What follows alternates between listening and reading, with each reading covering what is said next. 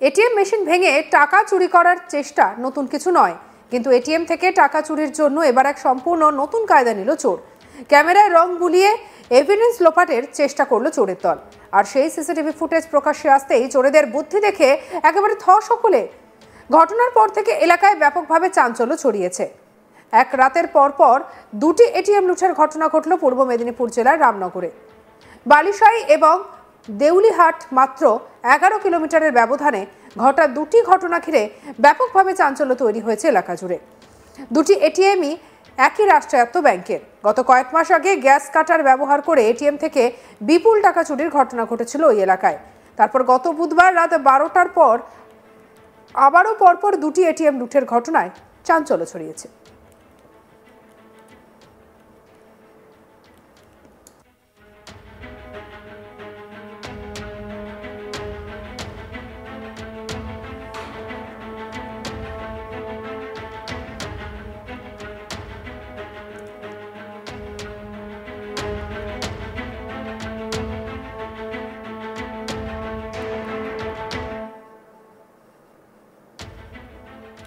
এর ফলে স্বাভাবিকভাবেই এটিএমের নিরাপত্তা নিয়ে প্রশ্ন তুলেছেন সেখানকার বাসিন্দারা। ঘটনাক্রমে জানা যায়, রামনগর থানার অধীনে দীঘাগামী 116B জাতীয় সড়কের ধারে বালিশাই বাজার।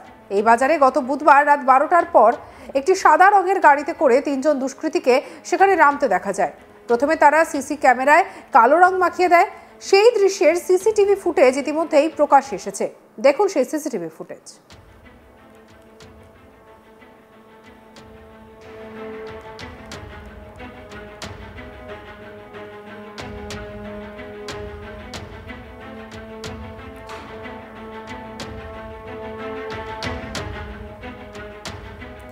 পুলিশ সূত্রে জানা যায়, রং মাখানোর পর গ্যাস কাটার দিয়ে এটিএম ভেঙে টাকা লুট করে ওই দুষ্কৃতীরা। তাদের পরনে ছিল সাদা টুপি লাগানো কোট, যাতে তাদের মুখ কেউ চিনতে না পারে, তার জন্য প্রত্যেকেই তাদের মুখ ঢেকে রেখেছিলেন। অপরদিকে ওই রাতেই বালিশাই থেকে মাত্র 11 কিলোমিটার দূরে রামনগর থানার দেউলিহাট এলাকায় একই কায়দায় আরও একটি গ্যাস কাটার দিয়ে এটিএম ভেঙে লুটপাট চালানো হলো। ঠিক কত পরিমাণে টাকা দুটি এটিএম থেকে লুট করা হয়েছে সেই বিষয়ে এখনো পর্যন্ত কিছু জানা যায়নি। রামনগর থানার পুলিশ সূত্রে জানা গিয়েছে, এটিএম এর মূল সংস্থা ইতিমধ্যেই একটি লিখিত অভিযোগ দায়ের করেছেন। সেই অভিযোগের ভিত্তিতে তদন্ত শুরু করা হয়েছে। একটি সিসিটিভি ফুটেজ সংগ্রহ করা হয়েছে।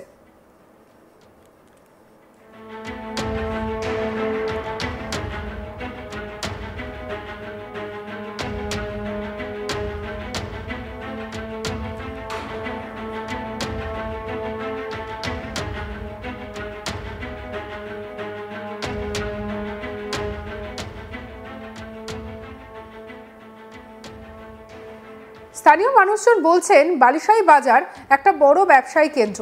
রাতে পুলিশের টহলদারি থাকলেও এটিএমে নজরদারির জন্য কোনো সুরক্ষাই নেই। তাই এ ধরনের ঘটনা ঘটেছে। এই ঘটনা সম্পূর্ণরূপে বন্ধ করা হোক এবং এটিএম গুলিতে নিরাপত্তা রক্ষী দেওয়া হোক।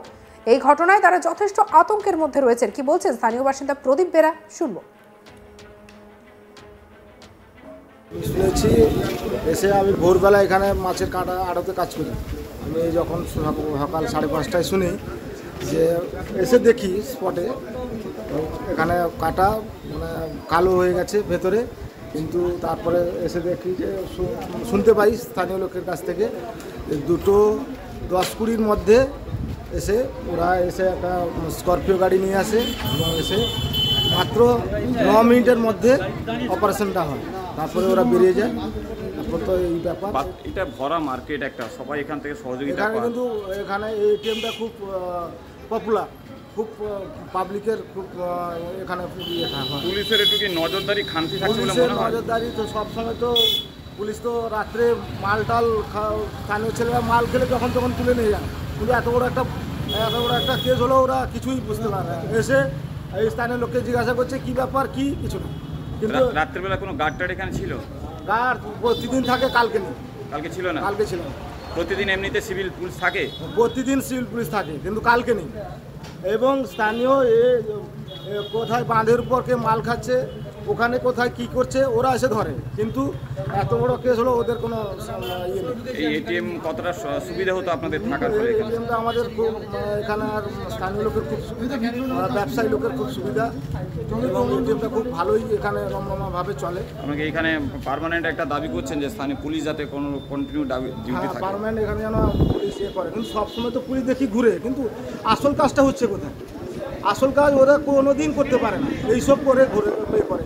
কোথায় কে মাল খাচ্ছে তাকে তুলে নিয়ে যাব, কোথায় কে এখানে পড়ে আছে তাকে তুলে নিয়ে যাচ্ছে, এইসব বড় কেস এইগুলোতে তারা ধরতে পারে না। স্থানীয় বাসিন্দা সত্যব্রত জানার কি বক্তব্য, শুনবো তার কথাও। পুলিশের ডিউটি নজরদারি, যেহেতু আপনাদের ব্যবসা আছে, এই জায়গায় আপনার পাশের এটিএম এইভাবে হয়ে যাচ্ছে, আপনার দোকানও তো চুরি হতে পারতো, কতটা সমস্যার মধ্যে থাকতে হচ্ছে? বা প্রচণ্ড সমস্যা, কিন্তু বুঝছে কি পুলিশের নজরদারির দিকে আসে? এটিএমে থাকে না, এটিএমে থাকে না।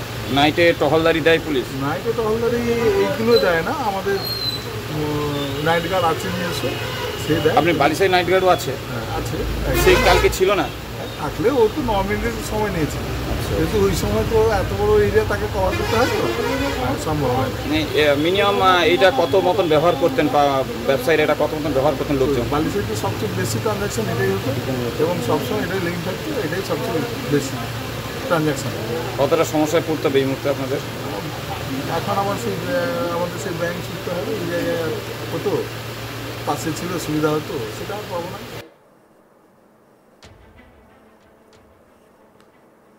মাস কয়েক আগে রামনগর বাজারে গ্যাস কাটার দিয়ে এটিএম ভেঙে লুটপাট চালিয়েছিল দুষ্কৃতীরা। পরবর্তীকালে বারাসাত থেকে 2 ব্যক্তিকে আটক করেছিল রামনগর থানার পুলিশ। ওই 2 ব্যক্তি দীঘায় বেড়াতে এসে লুটপাটের ঘটনা ঘটিয়েছিল বলে পুলিশ সূত্রে জানা যায়। পুলিশ এবং স্থানীয় সূত্রে জানা গিয়েছে, এই সমস্ত এটিএমগুলিতে কোনো নিরাপত্তারক্ষী থাকে না। কয়েক মাস আগে এটিএমে চুরির ঘটনার পর পুলিশের পক্ষ থেকে এটিএমগুলিতে নিরাপত্তারক্ষী রাখার জন্য আবেদনও জানানো হয়, কিন্তু তারপরও রামনগর এলাকার এটিএমগুলিতে কোনো নিরাপত্তারক্ষী রাখাই হয়নি। ফলে পুনরায় একই ধরনের ঘটনায় এটিএম সংস্থাকে ইতিমধ্যে নিরাপত্তা নিয়ে প্রশ্ন উঠতে শুরু করেছে। অন্যদিকে এটিএম সংস্থার অভিযোগের ভিত্তিতে সিসিটিভি ফুটেজ সংগ্রহ করে তদন্ত শুরু করেছে রামনগর থানার পুলিশ।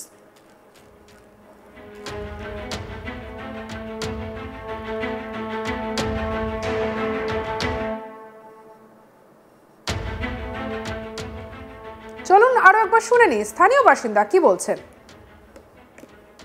পুলিশের ডিউটি নজরদারি, যেহেতু আপনাদের ব্যবসা আছে, এই জায়গায় আপনার পাশের এটিএম এইভাবে হয়ে যাচ্ছে, আপনার দোকানও তো চুরি হতে পারতো, কতটা সমস্যার মধ্যে থাকতে হচ্ছে? বা প্রচণ্ড সমস্যা, কিন্তু বুঝছে কি পুলিশের নজরদারির দিকে আসে? এটিএমে থাকে না, এটিএমে থাকে না। নাইটে টহলদারি দেয় পুলিশ? নাইটে টহলদারি এইগুলো দেয় না, আমাদের নাইট গার্ড আছে নিয়ে এসে সে দেয়। আপনি বালিশাই নাইট গার্ডও আছে? হ্যাঁ, আছে। সেই কালকে ছিল না? সঙ্গে রাখুন আজ তাক বাংলার ইউটিউব চ্যানেলকে। অন্যান্য খবরের জন্য লাইক, কমেন্ট, শেয়ার, সাবস্ক্রাইব করতে ভুলবেন না।